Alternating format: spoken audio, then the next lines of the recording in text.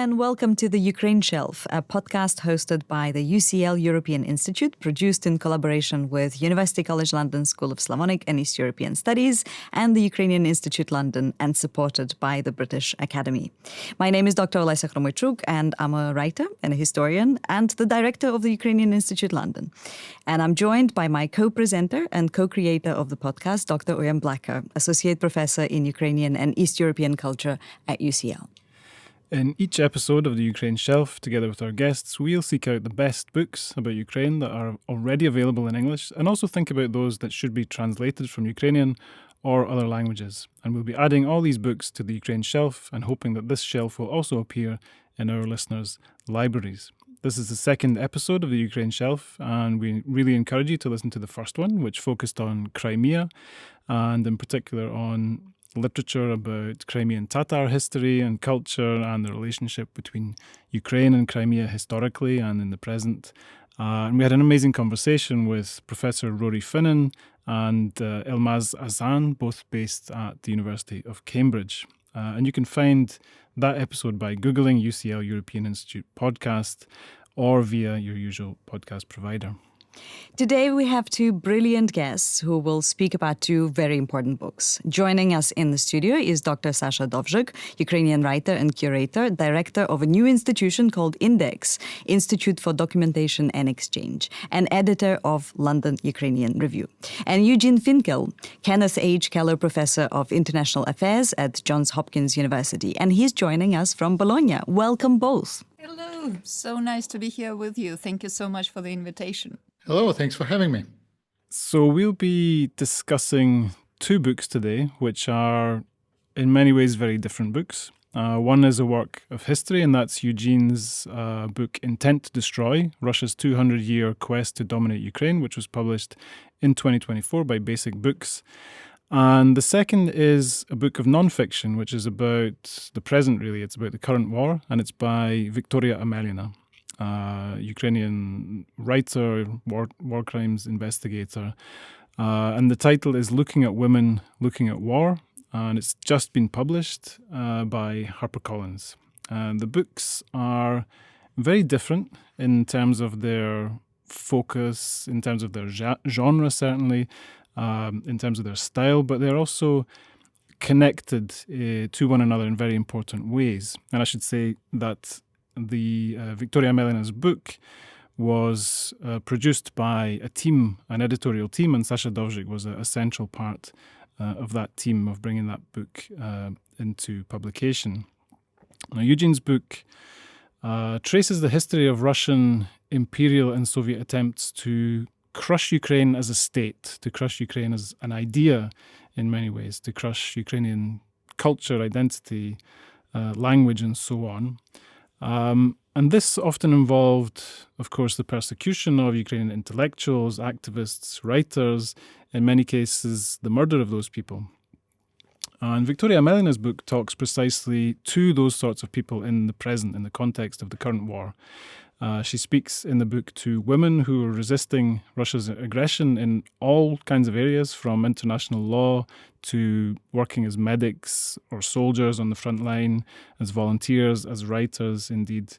And of course, as many of our listeners will no doubt know, Victoria herself was one of those people, and very, very tragically, she was killed in a Russian missile attack in 2023.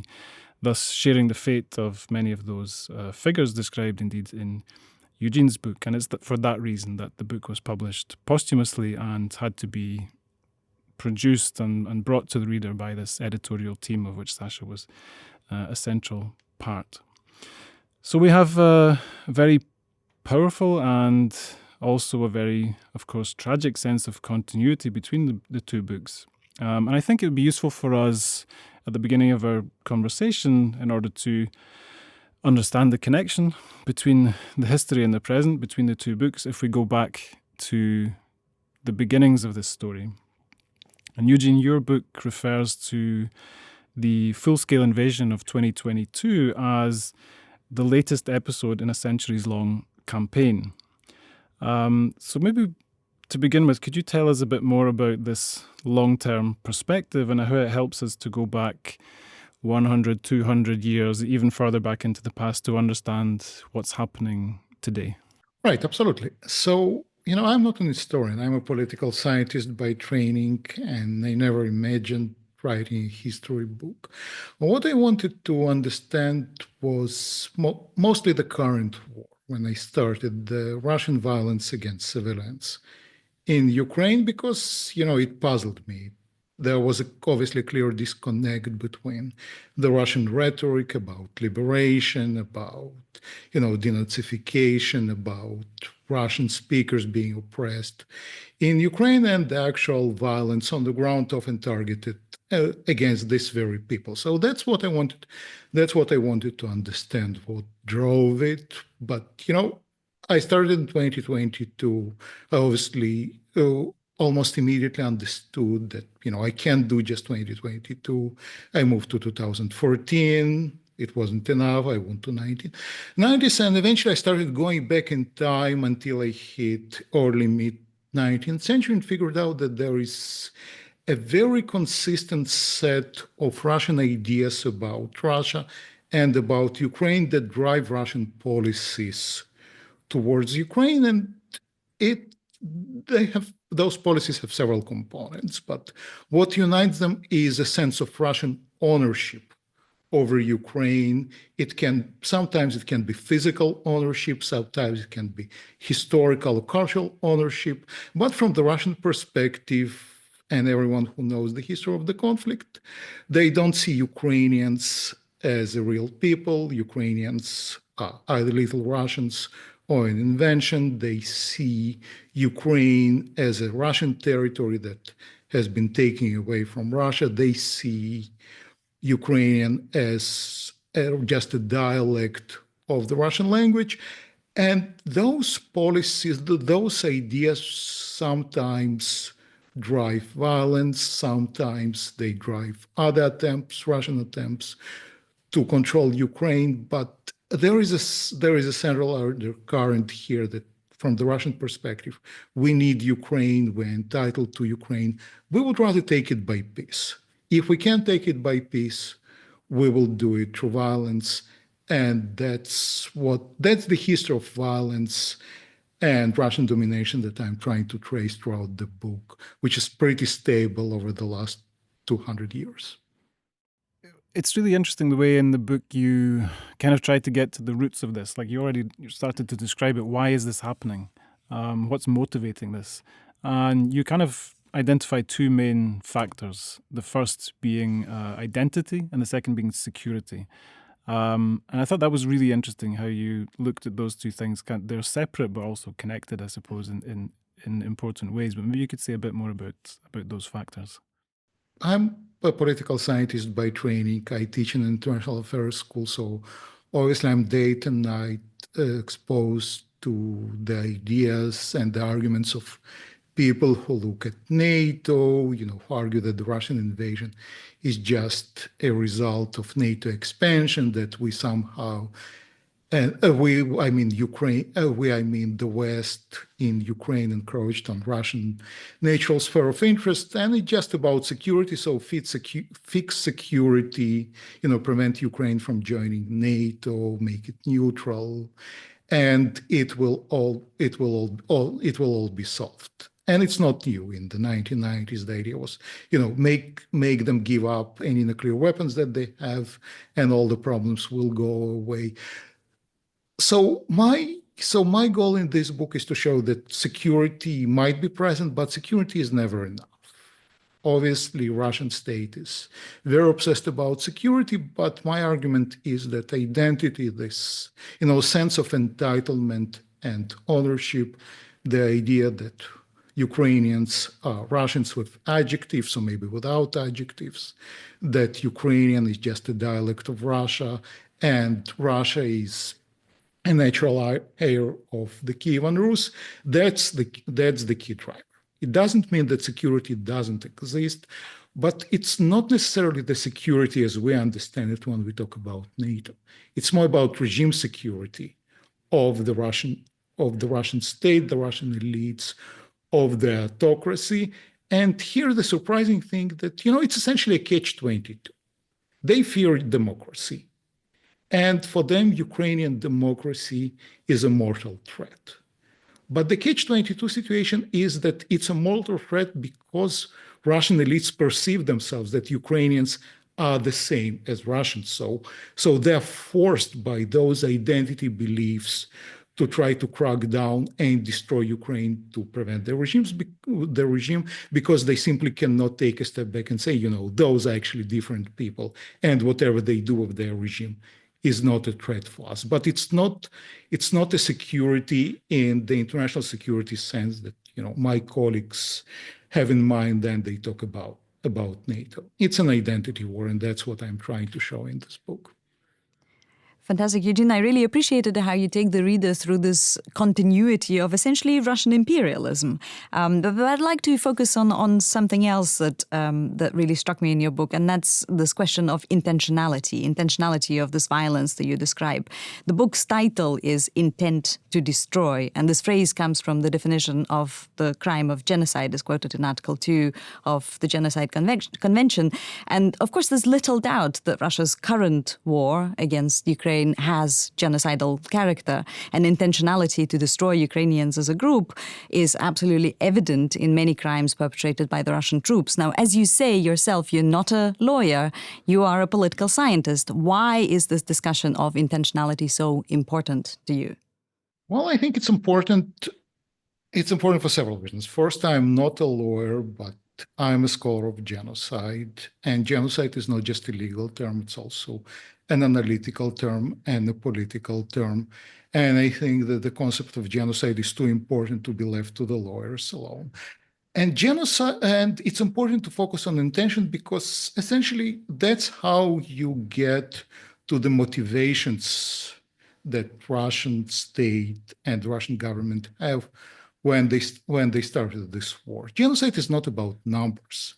It's about the end goal of destroying an existence of a group, national or ethnic or racial. You can have a war or a campaign of mass murder that will have many people killed, but it will not be genocidal. I think the focus on intent goes exactly to what Russian state tried to achieve and tries to achieve in this war, and it doesn't really matter how many people, how many civilians are killed. What we have in our mind when we talk about genocide, we have the millions of the Holocaust, we have Rwanda, many people have the Holodomor in mind, of course, but those are multi-casualty events in which hundreds of thousands, millions of people being killed. What I try to show is that even though the numbers are different and likely we're nowhere near the numbers of the Holodomor in the current war, the ideas are the same, and we need to understand what drives Russia if we want to stop it and if we want to prevent the next war. It's also a warning where it can go. And I think the potential for a much larger scale violence against civilians in Ukraine is still there. So I'm not using intent to destroy as a criteria to put individuals in jail. I'm using it more as an analytical term to get into what drives Russian state and its behavior in Ukraine. So when we speak about genocide, we often, whether in the legal sense or in a non-legal sense, we often talk about the importance of recording and understanding the reasons for what's happening, how it's happening, the details of that. We do speak often about the importance of evidence, of documentation, of testimonies about what's happening. And this is where I want to turn to you, Sasha. And before we discuss the book, although this topic is very much related to what Victoria was doing in her book, which was collecting testimonies and speaking to people who've been through this experience of undergoing this occupation and experiencing the invasion. But first of all, tell us about your other role outside of the editing of this book, which is running an organization called Index, which we alluded to already, which documents the war, which documents the experiences of survivors.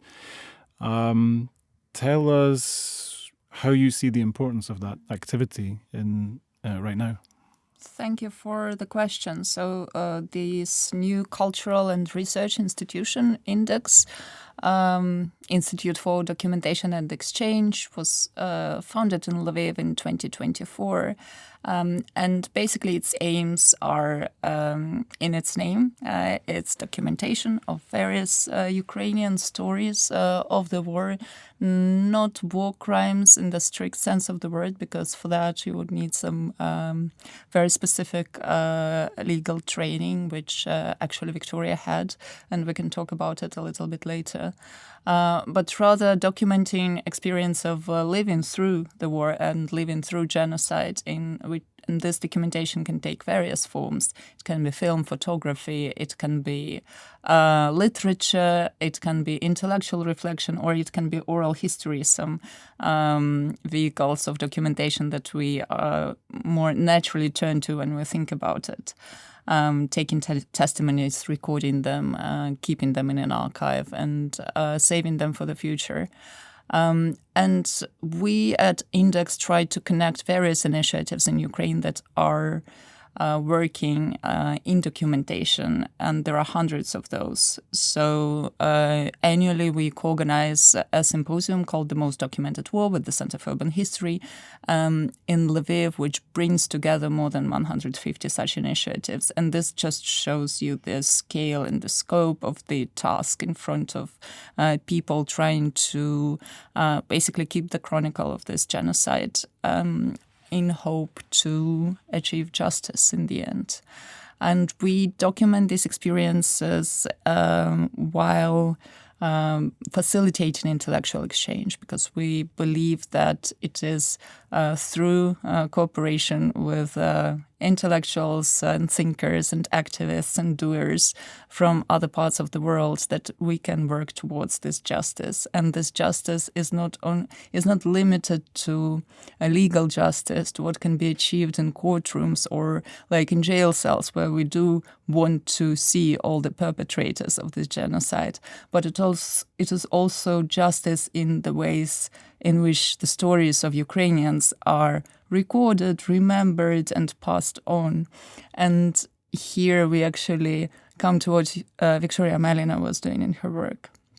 So she was a novelist and children's books author who in 2022 turned to investigating Russian war crimes. And she went through very specific training with the organization called Truth Hounds. She acquired very specific skills and went on fieldwork trips to various parts of Ukraine that are most affected by Russian war crimes, the occupied regions, frontline regions. And there she did take these testimonies. And while doing that, she also realized that she could use her skill as a writer, so that these stories are not only preserved as fieldwork reports, but are also turned into another form of witnessing, which can maybe reach broader audiences and bring broader awareness of what is going on in Ukraine.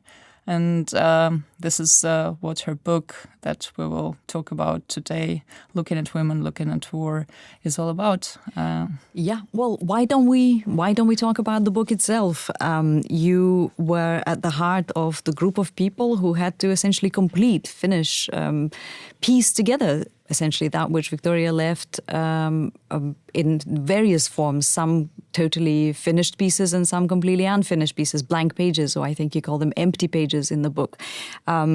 And it's an absolutely heartbreaking read, especially for those of us who knew Victoria. But I think anybody who will pick up this book will find it extremely emotional because it is published posthumously, because it sort of disintegrates as you read it, as you go through it. Tell us how you worked in a team and how the book came to be in the shape that it's in at the moment. Yeah. So there was an editorial group of 4. It included Alex Amelin, Victoria's widower, Tatiana Teran, the former director of PEN Ukraine, Victoria's close friend, Yarina Grusha, Italian translator, academic and writer, and another friend of Victoria and myself. I didn't know Victoria all too well, although we met in person. But I was invited to join this endeavor, and it was an honor for me to do so. What we inherited after Victoria's death in the aftermath of Russia's missile attack on Kramatorsk is basically a structure which was beautiful and very well outlined, and it showed her conceptual gift to conceptualize, to draw attention to the most important moments and to the most important testimonies. So she knew very well how the book will look like. She organized it very well. And then what we also inherited was parts that were very well written, parts at the beginning, parts at the end, which show her skill as a writer, her beautiful, ironic voice, very powerful way of storytelling.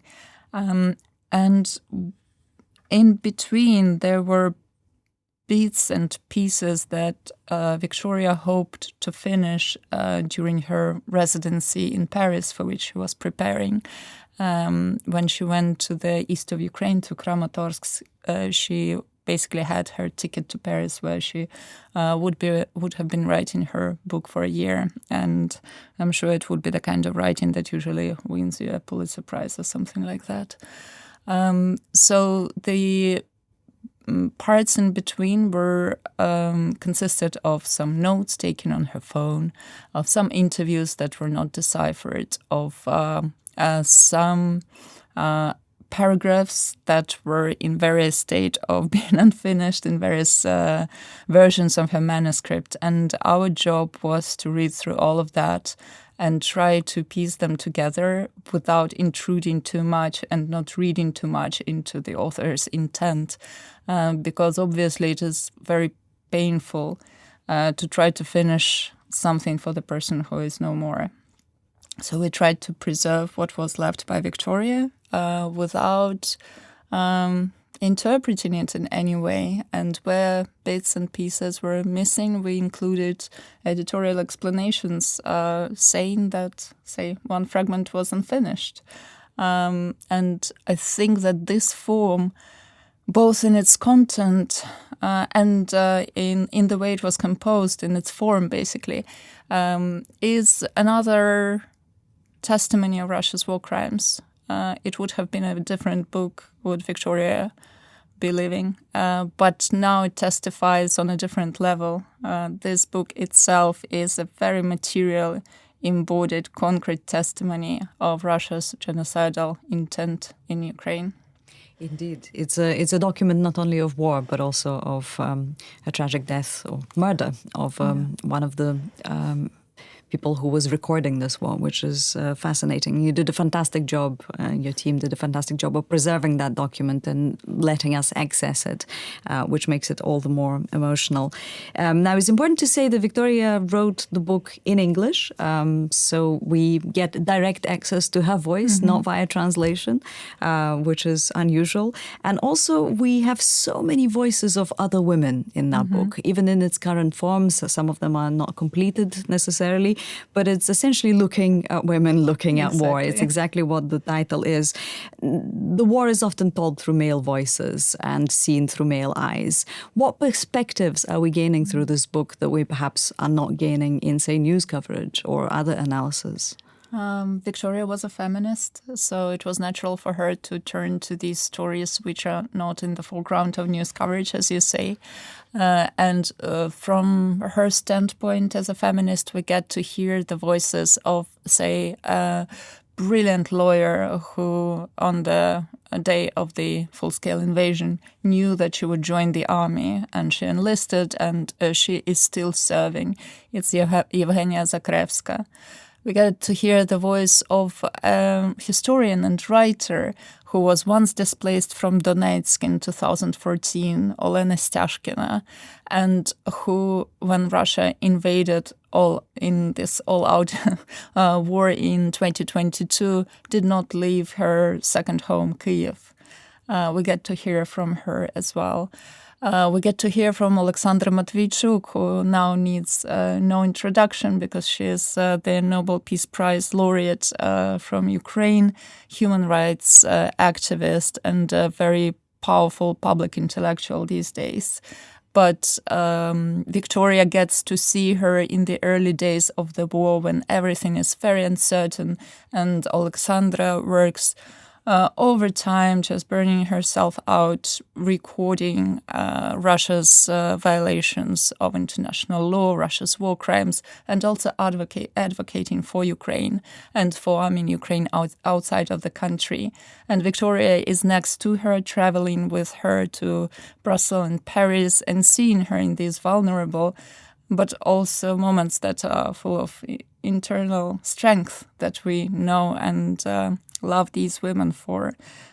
So she manages to get very close to her heroines, and I think this is one of her gifts, because she was really an empathetic human being, and it was her talent to make people open up and to give them full credit and to shine a light on their vital work. So through this book, we get to appreciate the work not only of Victoria, but of these other fantastic Ukrainian heroines that she knew. It's so important that the book is documenting what's happening and what was happening at that time, kind of in real time, almost very much, responding to events as they were unfolding. It is a book about now, but it does have a historical kind of awareness in it. It does have historical references. Victoria was very much, in her prose as well. She was very interested in thinking about the complicated and difficult history of Ukraine and how it resonates in the present. And in her non-fiction work in this book, she was also keenly aware of that. And one of the things that she writes about is the parallel between what was happening, for example, in the 1930s and what she saw happening in the occupied areas over the last 3 years.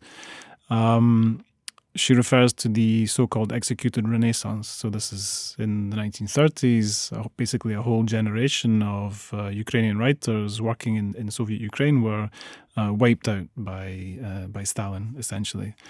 And a Renaissance because they had come back. Ukrainian literature and culture had really been reborn in the 1920s and then was very brutally destroyed, and many of the writers were killed. And this is something that Victoria kind of raises the spectre of in her work. She's saying, we could be facing another executed Renaissance. Could you tell us about those parallels and how you see them through Victoria's eyes, but maybe also through your own eyes, through what you do with Index?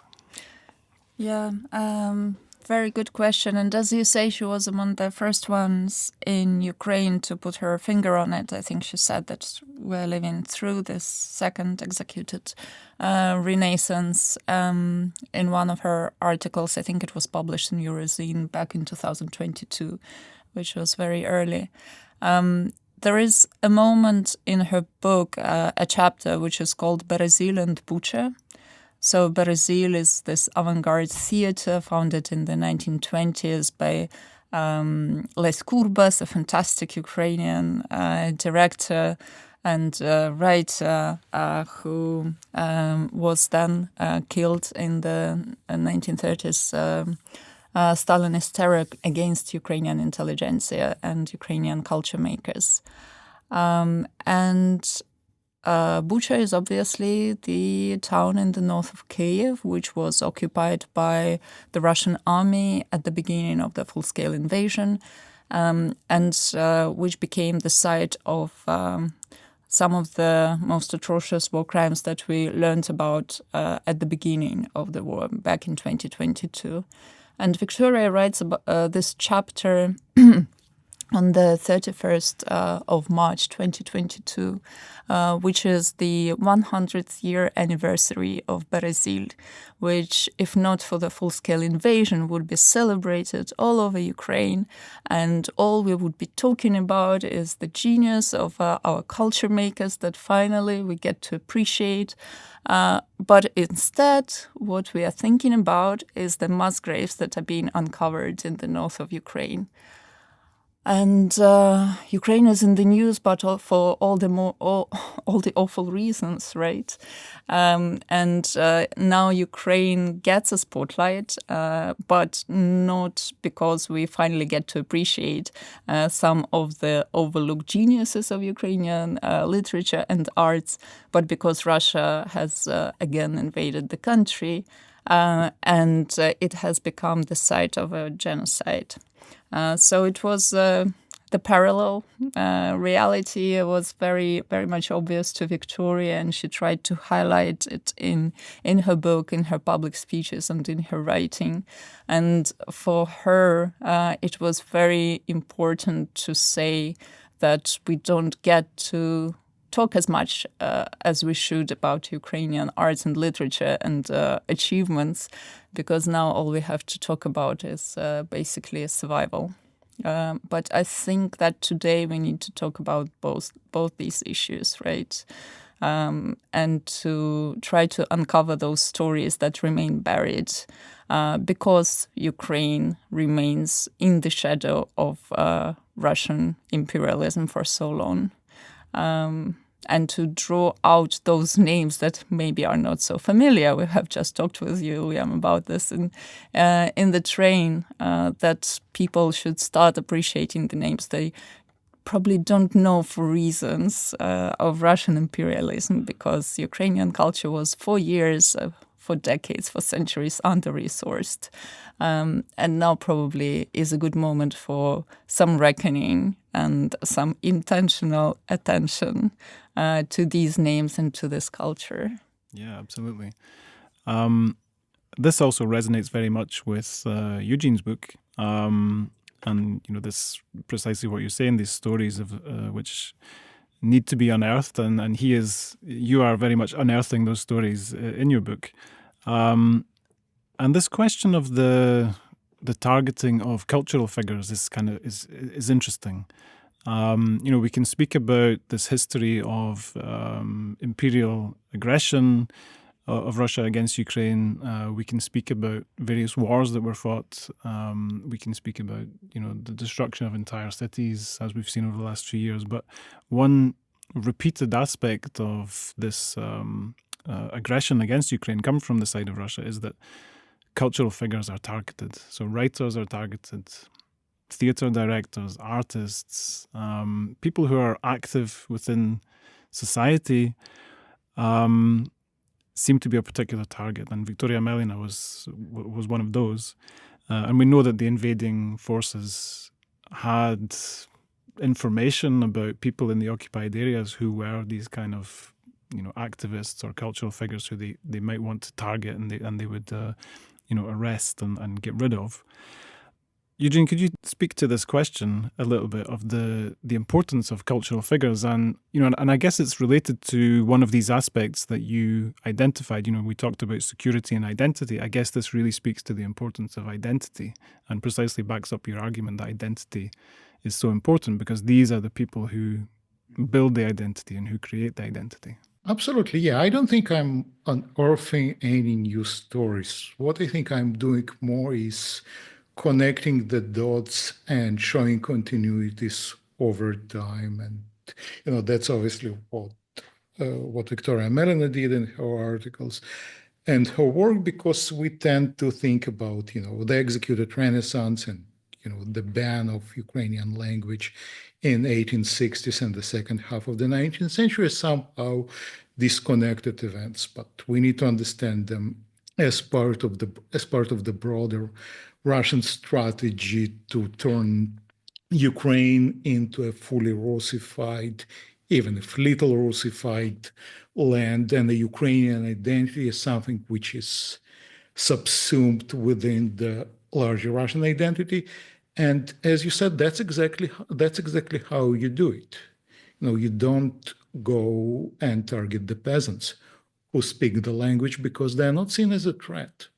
You go after people who create the language, who create the culture, who write, who talk to educated classes, who teach at schools. And that's what, from the very beginning, was the target of the Russian attempts to control Ukraine, to focus on the educated strata, on the artists, and just either give them a choice to switch to Russians and become Russians without adjectives, or to be banned from publications, to be repressed, and in some cases, like the executed Renaissance, to be killed or sent to prison. So there are degrees in variation in the levels of repression, but the goal is the same and the motivation is the same. Actually, two motivations. One is fear.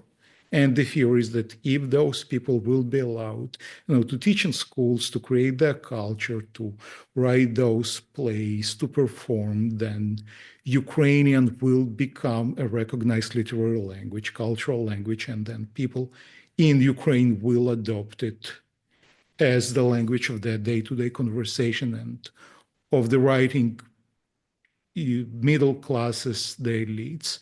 So the fear to prevent Ukraine from developing their own identity, and also quite a lot of contempt, like who they think they are. How dare they, to write in this peasant dialect? What are they wasting their energies and time on rather than speaking in Russian or writing in Russian, which is the real language of high culture? They should not be allowed to do it. And that's the combination that we see from, the banning of almost all Ukrainian books in 1860s to the late policies of the late Russian Empire. So, when I wrote this book, for me, the most eye-opening part of the story was the Russian occupation of Galicia and Bukovina during World War I, where the first thing that the Russian authorities did after taking over those areas is to ban Ukrainian publishing, to exile, the teachers, the cultural elites, to take them hostages, to target them, to ban the teaching of Ukrainian in schools, to start bringing teachers from Russia. And essentially, I would find myself, I was writing this in 2022, and I would find myself in this weird bit of schizophrenic state where I would read news from what Russia does in occupied territories in eastern Ukraine and go back to the historical accounts of what was happening in Galicia at that time. And the only difference would be the time and the place. Beyond that, it would be almost exactly the same policies of what Russia did. And obviously, in between, there was also the executed Renaissance and the attack of the Ukrainian education and the suppression of the Ukrainian language by the late Soviet authorities. But the goal is the same. The goal is to make those people feel Russian, speak Russian, and that's why so many people in Ukraine still speak Russian. So when I'm thinking about that, I'm thinking about my own family, my grandparents, all of them were born in Ukraine. For neither of them, Russian was their first language. For the generation of my parents and myself, of course, Russian was the language that we spoke because that's what people in the cities were forced to speak, and they did not have much exposure to the Ukrainian language. But it wasn't a natural process. It was a result of state policy to target those people and to take them out. So that's exactly the result that we see. Gosh, Eugene, that sounds so familiar. I spent the entire 2022, I think, as a historian reading the news and thinking, wait a minute, I've seen this before. And I can see that Sasha's dying to say something here as well. Just a thought on this Russification, cultural replacement, but also physical destruction of cultural figures. There is currently an initiative that is conducted by Index, but also by Pan-Ukraine, ZMINA, a number of Ukrainian institutions that are monitoring cultural losses among culture makers, basically those people whom Russia targeted and intentionally killed, intentionally removed.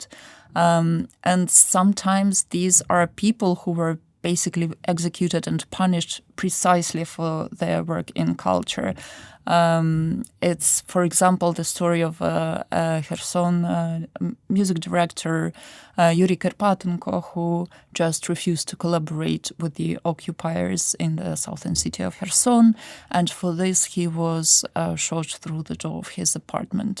Or it is the story of a very young cultural activist, shall we say, from Kharkiv, Nika Kozhushko, who was just 18 years old when she was killed in a Russian missile strike. And this was the young woman who was very much into Ukrainian culture, who read all the poets of the executed Renaissance, who was volunteering in Kharkiv Literary Museum, and who was this future that everyone enthused about in Kharkiv, that despite the fact that city is under the heavy bombardment, there are these young people who are actually bearing the torch and who will be creating Ukrainian culture today, tomorrow. And then what happens is Russia just bombs the city and kills them.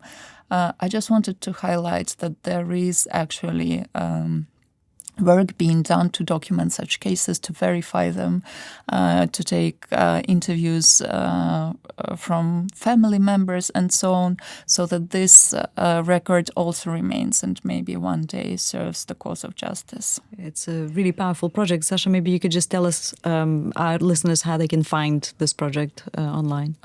There is currently a website with literary portraits of such figures. It's called People of Culture, Taken Away by the War. But we are also preparing a new website with the monitoring, which will be much larger, and because more institutions are taking part in it now, and the press release will be out later this week.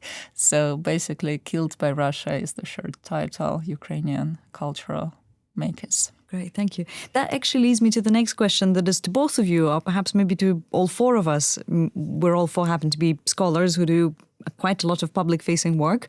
So we all work both within and outside of academia. And when I think of the causes of this war, I include shortcomings in the production and consumption of knowledge about Ukraine and about the wider region of East Central Europe. As scholars, in my view, I think we are responsible for our findings and for communicating the urgency of our findings beyond academic circles. And I'm particularly thinking here of those colleagues who have worked on Russia and could see all the signs of its imperialism and its aggression long before the first shot was fired by a Russian gun on Ukrainian soil. What are your views about responsible scholarship? Eugene, perhaps we can start with you. Right. So, I can't say much about the UK or continental Europe. My entire career has been in American universities, but you're absolutely right that the view in the academia is Russocentric, and all the whatever happens in the region, whatever happens to Ukraine, is first being processed through Russian eyes and Russian perspective. It does not necessarily mean, a sign of people in academia being Russophiles. Some of them just make, career choices. If you want a job, you need to study large countries such as Russia, and then it leads you to process everything through Russia first lens. Some of them do it simply because they need or want to counter the Russian threat, because after all, Russia has nuclear weapons, it interferes in elections.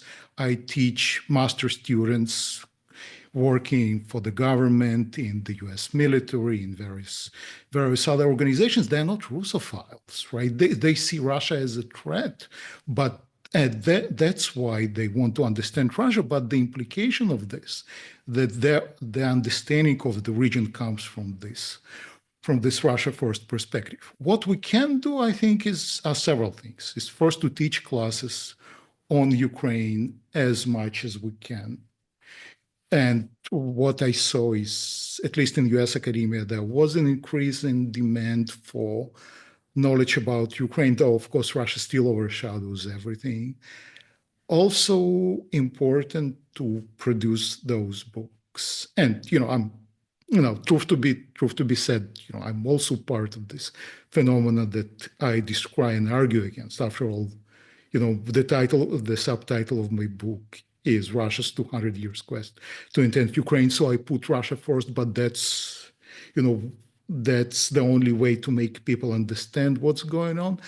And also probably philanthropy, raising money like you do with the Ukrainian Institute of London, to make sure that there are classes and positions that are being funded, because the governments are not going to do it on their own. They need help from the private sector, and they need outside help. That's probably the only way to switch the focus from Russocentric, and again, Russocentric does not necessarily mean Russophile, and to put other places in the region on the map as well. Before we turn to Sasha with the same question, Eugene, in the introduction to your book, you tell a very complex story of the war essentially penetrating your classroom in ways that you could not have predicted. Can you share that story of essentially teaching someone who turned out to be a Russian spy with our listeners, please? Right. So that's how the book came about. Actually. So when I started teaching in my current school, back when I was teaching in Washington, now I'm in our European campus in Bologna, I had a student who was a Brazilian with a undergraduate degree from Trinity College Dublin, German roots, Irish accent, who took several of my classes. And then after he graduated in 2020, he came to me, asked for a recommendation letter for a job at the International Criminal Court, which I gave him. He was a good student. He did well in the class. Haven't heard from him for some time. And then in June 2022, when I'm in the middle of, writing, speaking, talking about the war in Ukraine, I get an email from a colleague that the person turned out who got a job at the ICC and was supposed to get there was outed as an undercover GRU, Russian military intelligence officer. It was a pretty surreal experience. It was tough. I mean, I remember reading the news and just the world going black around me. I don't remember how I finished teaching the class that I was teaching back then.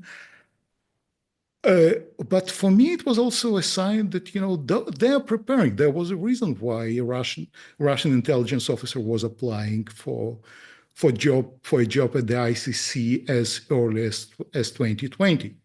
Maybe they were not, planning the invasion of Ukraine, but they were certainly thinking about something that might need to give them access to the ICC. And for me, it was actually a moment when I decided that, that being an academic, being a nerd that I am, what can I do to fight back? I will write a book and donate the money to Ukraine. Absolutely. I think it's really the best thing, the best response possible to that situation.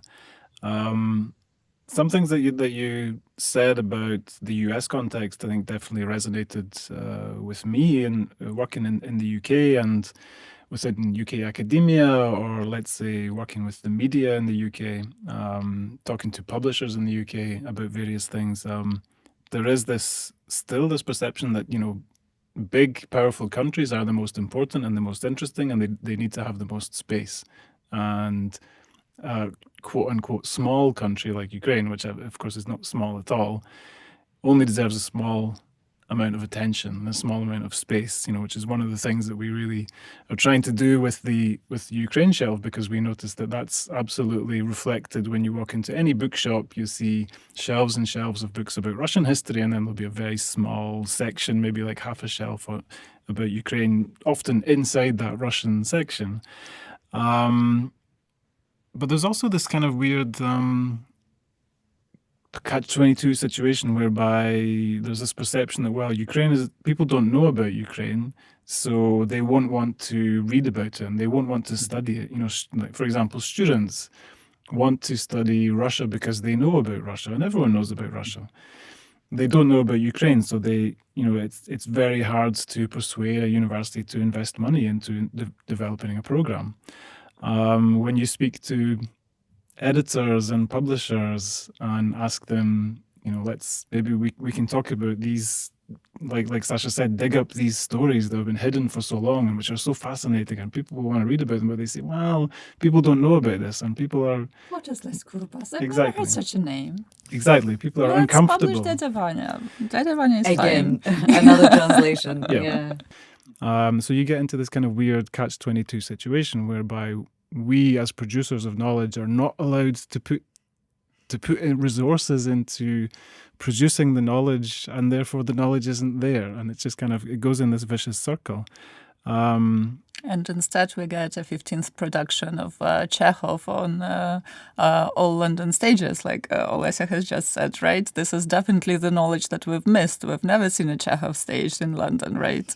Why would we ever want to stage Les Kurbas? Nobody has ever heard about him and will never hear, right? Because there is all this gatekeeping going on. And of course, if we are allowed an opportunity to produce that knowledge, it works. And I can testify from the Ukrainian Institute London side, when we have these courses in history, literature, culture, about the stat and film, our courses are completely oversubscribed. So the demand is absolutely there as long as we make that offer. But so often it's so hard to make that offer because it takes, like you say, it takes a lot to persuade the publishers, the academia and so on to open their horizons. Yeah, to take a chance. And I think, like you say, my experience is that when students, for example, are exposed to Ukrainian history, Ukrainian culture, they really do find it interesting. They do want to study it. It's just, it hasn't been accessible to them. And I think the same is with, the readers of fiction and translation, theatre goers and so on. But we're in this very, difficult situation whereby things are invisible, so people can't see them. And unless we do something to make them visible, people won't be able to see them. And it kind of goes around in this, like I say, like in a vicious circle. But this is something that, Sasha, you and I have kind of been dealing with together at some point in the not so distant past, because you were working at UCL for a little while teaching Ukraine. You've had a chance to look at these problems from the perspective of Ukraine, obviously with your work now, but also from inside of UK academia and also, I guess, going all around the world. So, what's been your experience of this problem? The experience of teaching the course that you authored at the UCL, which is Crossroads of Culture, which looks at Ukrainian cultures, at cultures in Ukraine, which is like Bessarabia and, Roma culture and Crimean Tatar culture, intersecting, cross-pollinizing each other, was absolutely a great opportunity for me to see my country from a new perspective and to make it fresh and appealing to a generation, to a group of students who I think will now disperse this stereotype of monocultural Ukraine, which I think has been very harmful for us for a very long time. And speaking of little nations, little countries that do not deserve attention, turning to Ukraine, this so-called little country was the one to vote itself out of the Soviet Union and leading to the Soviet Union's collapse, right? And this little country is now resisting the combined forces of Russia, Iran, North Korea, and probably sponsored and fortified by China. And if we do not study this so-called little country, we will not understand what kind of forces of resilience, what kind of resistance it can actually show And we will still be focusing on Russia. We will still be reading Dядя Vanya, and we will still be fascinated by Natasha Rostova's First Ball without actually realizing the imperial nature of this country, which consists of, more than 20 republics, and how it amassed such mass of land, how it conquered all these people will again remained behind the brackets. So I think that it is through studying all the cultures and all the countries around this deep black hole called the Russian Federation that we can actually gain some valuable knowledge going forward in the 21st century. And there are initiatives that are helping us to do that. There is this new exciting initiative called RUTA, which is an annual conference association which brings together the scholars of Eastern, Central Europe, North Caucasus, Baltic countries. Like it's a long list of geographies that is not focused on Russia, and they help us to understand all the cultures that have been overlooked for very long. And again, I think it is very important to gain some situated, embodied knowledge of these countries and of these geographies, and that's why at Index we try to invite people through open calls to join us on fellowships, such as Victoria Amelina Fellowship, actually, for creative nonfiction writers from Ukraine and abroad who will work on the individual projects on human rights, on exploring the consequences and the roots of Russia's war against Ukraine. And I think that by being there, by communicating with cultural research, academic communities inside the country, that people from the outside can actually gain some insights and some valuable knowledge that otherwise for them would not become so clear and so open. So yeah, if we want to see all these initiatives, we will, apparently. So we have to make an effort. Absolutely. Well, I really hope that this conversation will contribute to encouraging our listeners to keep uncovering Ukraine and add the two books that we've been discussing today to their Ukraine shelf that is growing as we speak. Eugene Finkel's Intent to Destroy and Victoria Amelina's Looking at Women, Looking at War. And now the time has come to ask both of you for your book recommendations. Sasha, may we begin with you? There is a new translation of an iconic Ukrainian text called Cassandra by Lesia Ukrainka, who is an absolutely fantastic Ukrainian playwright, writer, poet of the turn of the 20th century, who looked at various global problems, key motifs of European culture, say, through a feminist and anti-colonial point of view. So I really recommend this retelling of the myth of Troy from this perspective of a Ukrainian turn-of-the-century feminist writer. And the book is translated by Nina Murray, and I am proud to say that Ukrainian Institute London awarded her a translation prize, and one of the jury members is in the studio before the translation was fully done and published by Harvard Ukrainian Institute. Eugene, what about you? What book have you brought to us? So I'm not much of a fiction reader, unfortunately, but there is a recent novel that I can strongly recommend. It came out recently in English. The title is No Country for Love. It's been written by Yaroslav Trofimov, who is a Ukrainian-born journalist now working for the Wall Street Journal. He also wrote a wonderful nonfiction history book about the Russian invasion of Ukraine called Our Enemies Will Vanish. And this novel is a historical novel that is based roughly on the history of Yaroslav's family in Ukraine throughout 1930s, the Holodomor, the Stalin's repression, World War II, and the post-war period up to 1950s. Amazing. Thank you so much, Eugene. So that's we've got Lesia Ukrainka and we've got Yaroslav Trofimov. So please add those books to your Ukraine shelf alongside Eugene's Intent to Destroy and alongside Victoria Amelina's Looking at Women, Looking at War.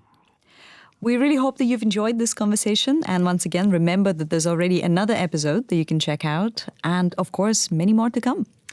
And please spread the word about this podcast and keep an eye out for future episodes. And most importantly, keep reading about Ukraine.